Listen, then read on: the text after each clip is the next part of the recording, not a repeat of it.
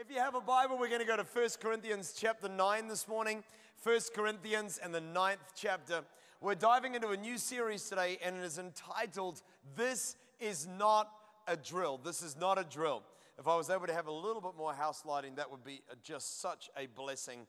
1 Corinthians chapter 9, and in verse 24, Paul writes to the church of Corinth, and he said, Do you not know that in a race all the runners run, but only one gets the prize? Run in such a way as to get the prize. Everyone who competes in the games goes into strict training. They do it to get a crown that will not last, but we do it to get a crown that will last forever. Therefore, I do not run like a man who is running aimlessly. I do not fight like a man who is beating the air. No, I beat my body and I make it my slave, so that after I have preached to others, I myself will not be disqualified from the prize. I want to give you one more passage, and it's from 1 Timothy chapter 4 and in verse 14. Paul's writing now to a pastor, a young man named Timothy, and he said, Do not neglect your gift, which was given you through a prophetic message, when the body of elders laid their hands on you. Be diligent in these matters. Give yourself wholly to them, so that your progress may be evident to all. One of my favorite roles in life, and I got to tell you, I get more joy out of this than just about anything I do. One of my favorite roles in life is being the manager of the mighty Tower Hawks. My son's football team, the Tower Hawks, I love them, the soccer team, foot and a ball, that's why it's called football. I love being the manager of the Tower Hawks so much.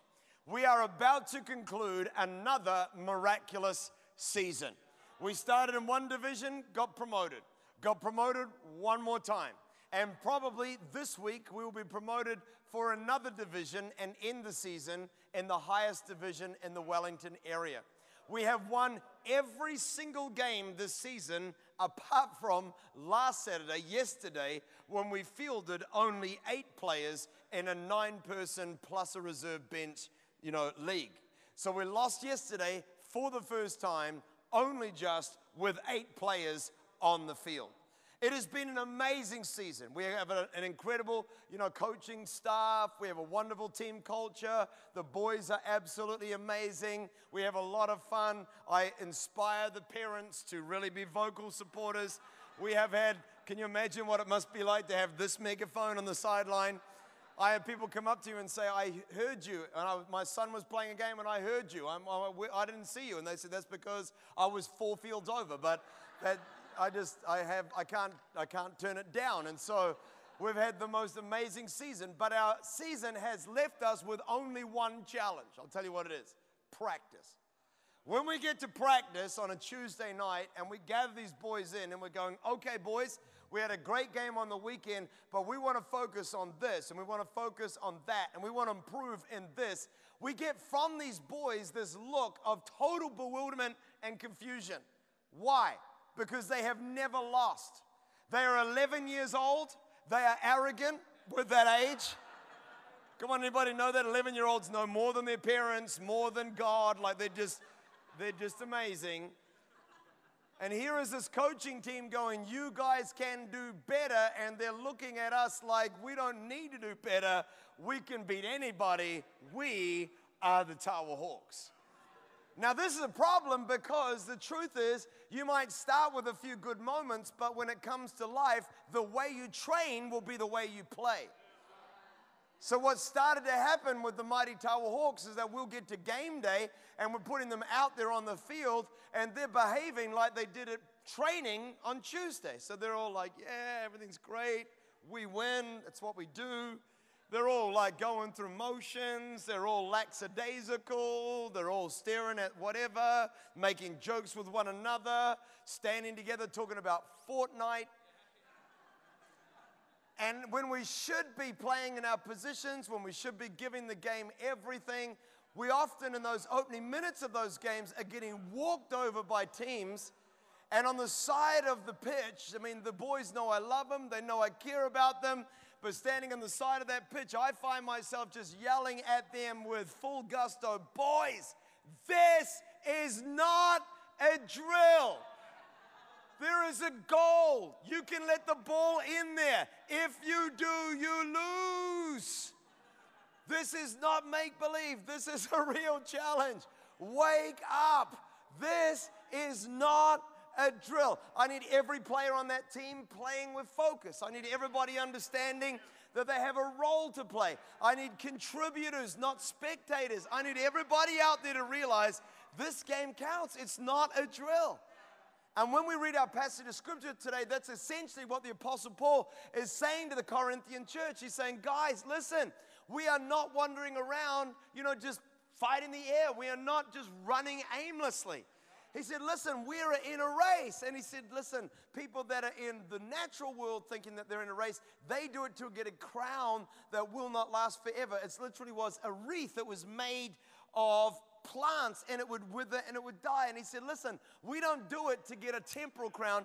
We're in a race and we're in a fight for something that is not temporal but eternal.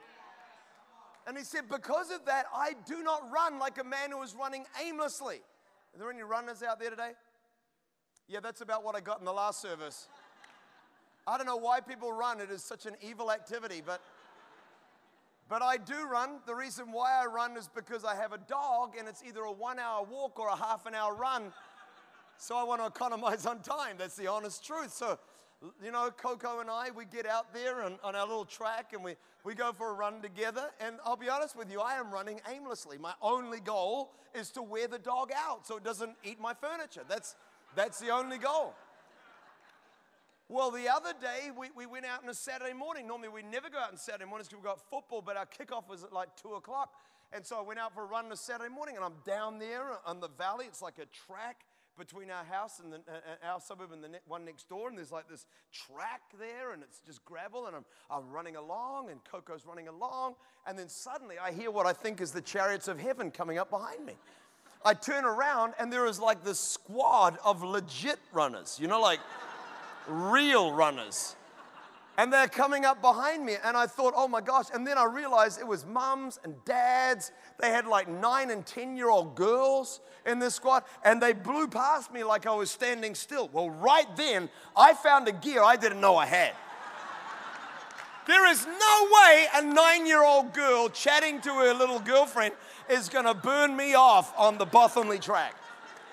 I was like, I will cough up a lung, but I'm going to keep up right now. I went from running without a purpose to running with huge intentionality as I began to realize that this run was going to be part of a bigger result.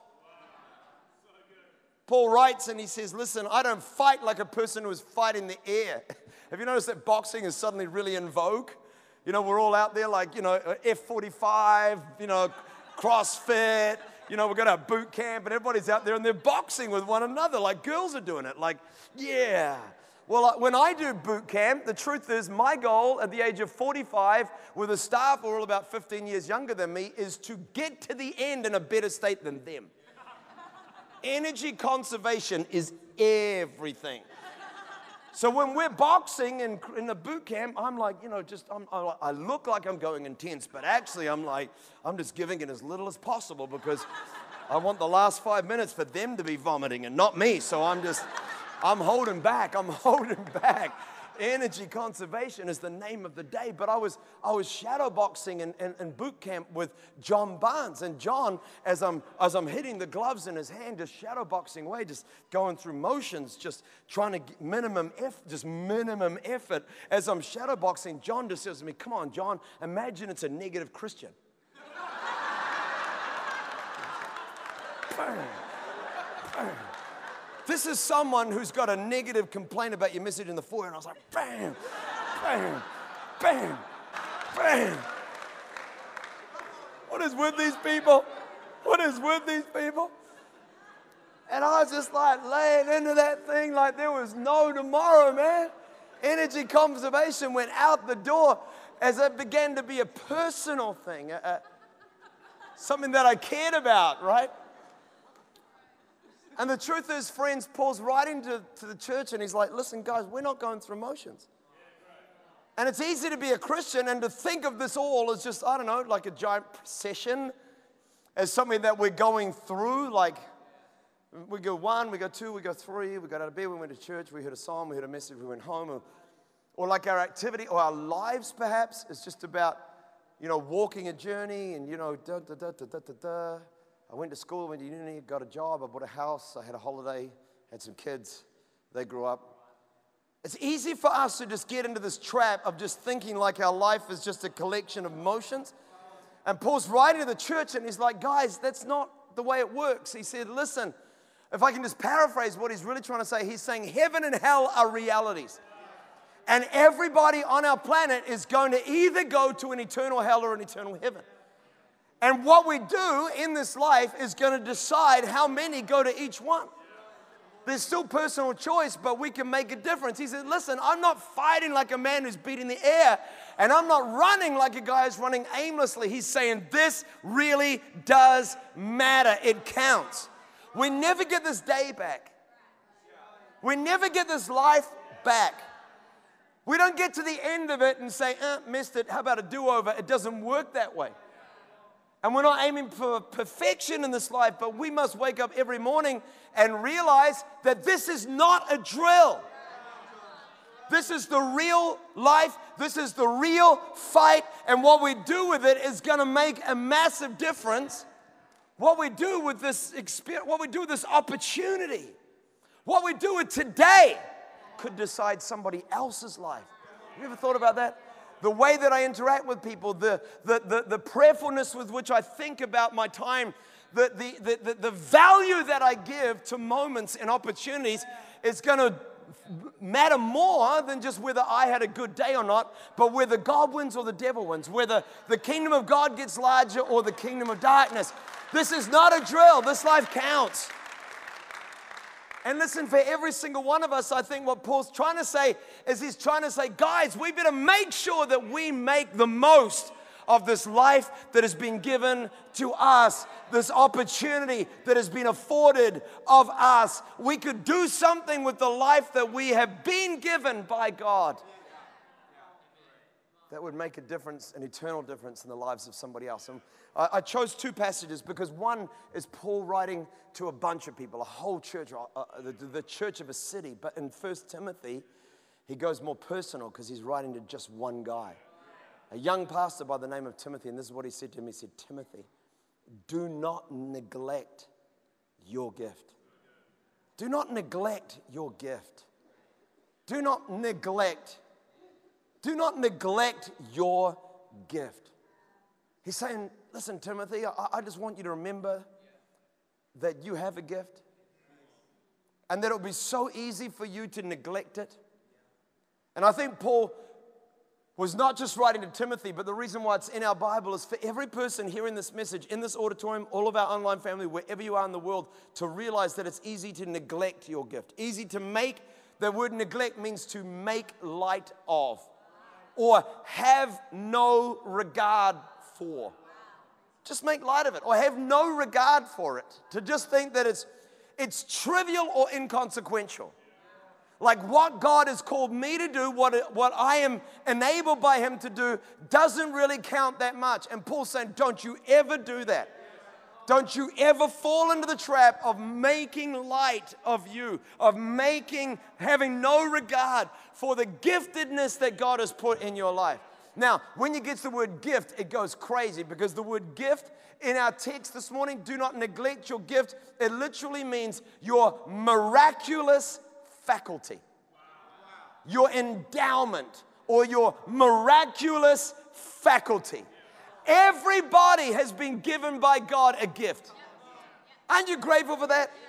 I don't know what you came into this auditorium or wherever you are online, what you've been told about you, but I want you to know with absolute certainty, and if you've been coming here for a while, I hope you finally believe it, that God never made a reject, a leftover, or somebody for whom He did not have an eternal purpose and plan.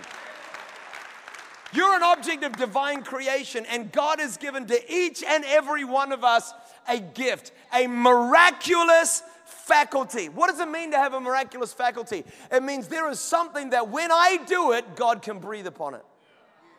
Aren't you glad for that? I was in the Hutt Valley this morning, and we had a gingerhead worship leader in the Hutt Valley, and I was singing the Hallelujah dance all across the front row, because finally, after 15 long years in this church, one of God's favorites has been worship leading. Taking a long time. We are small in number, but mighty in spirit. Gingerhead people. The reason why there's only a few in the world is because we're God's favorites. And she was up there worship leading, and I was like, man, you are awesome. And then I thought there's a reason why you're doing it and not me. Because if I did it, I would not fill the seats, I would empty them. People would not be moved to worship. They would be moved to something, I don't know, but it's not my gift. And when I tried to do that, there would be zero miraculous faculty. But I'm good at a couple things, and when I do them, very few things that I'm really good at. Very, very few things that I'm really exceptional at. That's the truth. But if I can do what my gift is, then it does seem to bless people. It does seem to, and I think I get a lot more credit than I'm due, to be honest with you. But there's a gift that I've been given, and when I use that gift, and when our worship leader this morning, our ginger-haired son of thunder, when she uses her gift, and when the camera guy who's enabling this to touch people literally in China, in Chile, in Africa, in other parts of New Zealand, when they do their gift, when everybody just does what they're called to do, miracles start happening. But the greatest inhibitor of more miracles is less people having regard for the fact that you've been given something by God that can make miracles happen. Isn't it an easy thing to think that I am of little consequence? And Paul is literally writing to Timothy, and he's saying, don't you think that for a moment. Don't you let that thought get near you, that your life is of little or no consequence. Don't let that thought ever enter your mind, bro. You cannot neglect your miraculous faculty. You cannot have low regard for who God has called you to be or what He's called you to do. I don't want you walking around, Timothy, thinking that you're too Christian for your church and everything's all about you. But neither do I want you falling into the trap of thinking that there is nothing that's going to happen when you start to use that gift. No, miracles are going to take place. Lives are going to get turned around. I just want to make it abundantly clear to everybody here, you have a gift. It's different. Everybody's gift is different. Somebody in this room's got the gift of encouragement. And maybe you've been neglecting it, making light of it, having no regard for it. Well, I can't sing, I can't dance, I can't play. Yeah, but you can talk to those who do, and you can tell them that they did a good job. By the way, before you think that's nothing, you should go behind the scenes and hear the war that goes on in so many people's minds just to step onto a pulpit like this. Do anything up here. They're going to walk off and go, your mind never drifts towards, I'm amazing. If you do, you don't normally want to hang out with that person. Normally, there's some deeper issues we need to discuss. But we walk off going, I didn't know. Your gift could make a difference. Daniel said to an angel, he said, when you spoke to me, I was strengthened. Do you know what the angel said to him? Be strong, man of God. Be strong. And Daniel said, you didn't just encourage me, you put spirit in me. Your gift could have a miraculous faculty. You might just be really good at being creative. We need you. I mean, God needs you. That creativity is not a nothing. It's a something. It's a gift that's been given to you by God. You might just be awesome at making meals and gifting them to other people. Well, just bring that my way. But anyway, man, you could change your life. You could change your family. You could bring the right thing at the right moment. You might be good at business. That's a powerful gift. You might be good at leadership. You might be good at ministering to children. But everybody's got a gift. Listen. Yeah, come on, let's praise God. Why don't you tap the person next to you and just tell them, I am God's gift. I am God's gift. If you're here in the service today and you're saying, John, You're saying, John, I don't feel like I have a gift. If you're here today and you're yet to discover that you have a gift, I want to give you an invitation to something that's going to change your life. At the end of the service, I want to invite you to hang around for 45 minutes to an hour longer than you're intending to, and to come to Pathway. Because in 4 weeks, you're going to discover that you have a gift, and that when you use it, you can make an eternal difference for God. And I promise you, in 4 weeks, if you can't come after this service, I want you to come on the first Sunday of September. But in 4 weeks, we're going to help you to discover the giftedness God has given to you, and we're going to empower you to make an eternal difference with it. But what God does not need is another Christian who is making light of that eternal giftedness, who is just fighting the air, thinking that it doesn't matter. There's a real devil, there's a real heaven, there's a real hell, and what we do with this life matters. You believe that?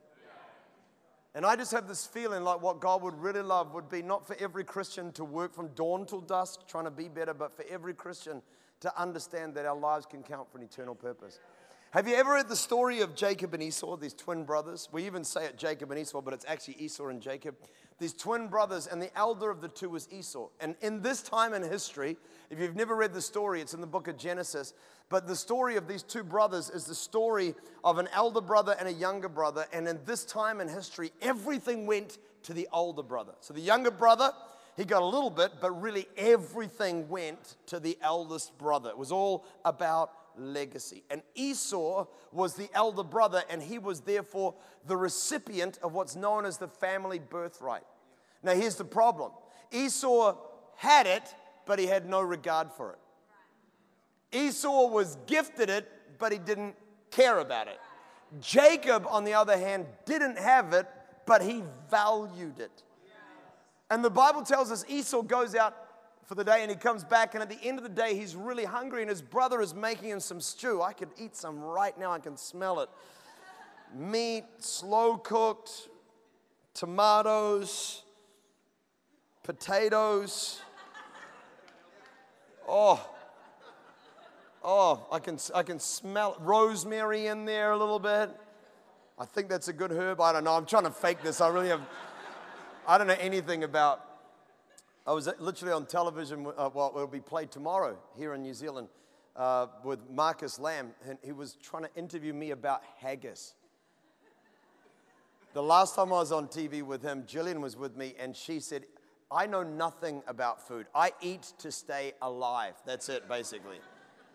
Anyway, it was a bad story. But you can watch it tomorrow and see it. It's on Daystar TV. But what was I talking about? Stew. He made some stew. Not S-T-U, the person, E-W, the dish. And Esau smells it, and he's like, man, bro, would you give me some of that stew? And Jacob says, I'll give you some, but first give me the birthright. That's what Jacob said. He said, listen, I'm so hungry, I'm about to die. Men, we are very dramatic when we are hungry. Aren't we, Andrew Simpkin?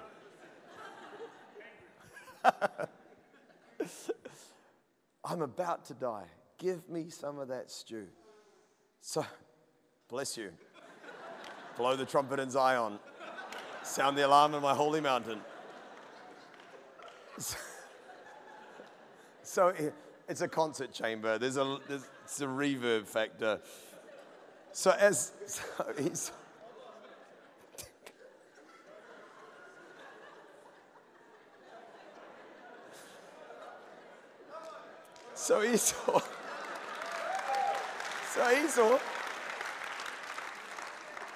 Esau wants the meal so bad that what God had entrusted to him, he gave it away to fill what he thought was the immediate need in his heart. And how many, if you want to serve God, you want your life to count, don't think for a moment that that makes life easier. It doesn't. But we must stop and think about how that story played out. Me, when I look at Esau, my natural tendency is just to go, what a flippin' idiot, right? Because why would you give away the birthright? Why would you give away the birthright? We have the advantage of context. We know what happened next. Your life is like a movie that you're writing. It is a script that is playing out. And we must remember this story, not to throw Esau under the bus, but to take heed to ourselves. Because Esau didn't know, when he made that decision, all he knew was that his dad had promised him something, birthright. What does that even mean? He's hungry in the moment. He has needs in the moment. He has wants in the moment. And what he's thinking about is what's going to help him right now. So he made a decision based on that. He didn't know that the guy who had that birthright was going to have his name changed. And that the name that he would be given would become the most significant nation in the history of the world. With more controversy and more history and more importance than any other nation on earth. He didn't know that when he gave the birthright to Jacob, that God was going to turn up and say, Jacob, your name is now Israel, the most significant nation on earth. He didn't know what that giftedness was going to achieve. And you know, the truth is, friends, that all the time we're wandering through the events of our lives and we're just hungry, or we're just tired, or we're just busy, or we're just working. And what we may not realize is that all the time there is this giftedness there, right? There is this talent there that God has given to us, and He's just saying, listen, don't you neglect that gift. Don't you fight like you fight in the air. Don't you run like you're running aimlessly. That opportunity, that moment every day is an opportunity to do something with the gift God's given to you. And it could have the most monumental impact for God. And I just believe that God is looking at some people and He's just saying, wow, would you realize the power of your giftedness? I need to kind of compress this down, but I just want to make sure everybody in this room is clear about this, that the Bible talks very, very clearly about two judgments. Two judgments. At the end of the age, there will be one judgment that will be based simply around this. Do you know Jesus or do you not? And if you don't know Jesus, at the end of the service, I'm going to give you the opportunity to discover your own personal relationship with God, because it's an eternal question. But then for everybody who has found Jesus, there's a second judgment. Speak really clear. The Bible talks about it a lot. That God is going to come to every believer, and this is going to be His question. It's not a heaven versus hell question. It's an investment versus return question. It's an entrustment versus achievement question. God's going to ask you, and He's going to ask me, what did you do with the gift I gave you? What did you do with it? Because at the end of the day, God cares. Anybody out there ever had $1,000 and put it in a bank? You're not lackadaisical about what they do with it.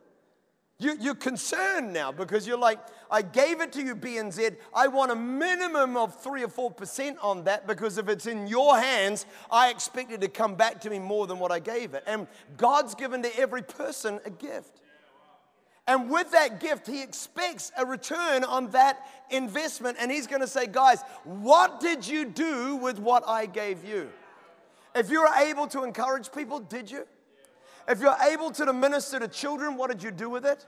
If you have the ability to open your home and to make a difference in the lives of other people, are you doing that? Because it's easy to get to a point, oh man, sometimes it's Christians who have been Christians the longest who have the least regard for their giftedness. That's shocking, isn't it? And so wrong. And I want you to just understand that you are right now damming up the river of life that God's trying to flow through you. And I promise you, dammed environments need a lot of treatment. Your swimming pool, you have to pour chemicals into it. Treat it very carefully to keep a stagnant body of water healthy. But a flowing river washes impurities away. And you're like, John, I feel distant from God, and I just feel, I don't know, I feel like I'm not getting as much out of church anymore. I can tell you why. Because you created a dam when God wanted you to be a river. We must have regard for that giftedness. We must value the thing that God has put in our hands. Do not neglect your gift. Okay, so if we're not going to neglect our gift, as I bring this to a close, let me tell you how we cannot neglect the gift. He actually goes on, he tells Timothy how he can do it. He said, listen, do not neglect your gift, which was given you through prophetic message when the body of elders laid their hands on you. In verse 15 of 1 Timothy 4, he said, be diligent in these matters and give yourself wholly to them. Okay, so if you don't want to neglect your gift, you have to be diligent and you have to give yourself wholly to it. Okay, this is going to blow your mind. Are you ready for this? The word diligent, when he talks about diligent, he means to care for or to attend to carefully. I want you to value what God values about you. Did somebody hear that? God's saying, you value what I value about you. Don't you trivialize it. You care for it. You attend to it. You value what I value about you. But then this is what he said. Give yourself wholly to them. When you read that, give yourself wholly to them, and you start to try and research in the Greek, it doesn't make a lot of sense because the words give yourself wholly, those three words are not there in the Greek. The only words that are there in the Greek is one word and then the next two words, to them.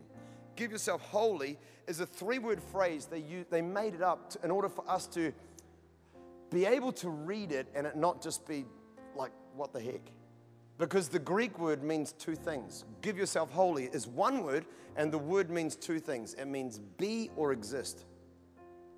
So the Bible's not saying, hey, it would be really a good idea if you devoted a little bit more time to it. If you could give yourself a little bit more to that giftedness, that would be a good thing.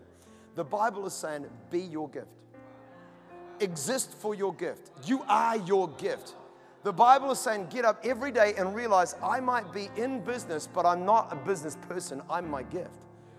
I might be wandering through, but I am actually my gift. I am a healer. I am an encourager. I am an exhorter. I am who God's made me to be. That's my identity. So then I'm going to approach every moment of every day. That's what makes every Christian a minister. That's what stops us from thinking that the people who are up here are ministers and the people out there are not. We need to tear down that wall and realize that I've been given a gift and you've been given a gift and so has she been given a gift. And when everybody does what God's called them to do, then we can plunder hell and populate heaven. We can fight the devil and win. We can see God's kingdom built and we can see the walls torn down.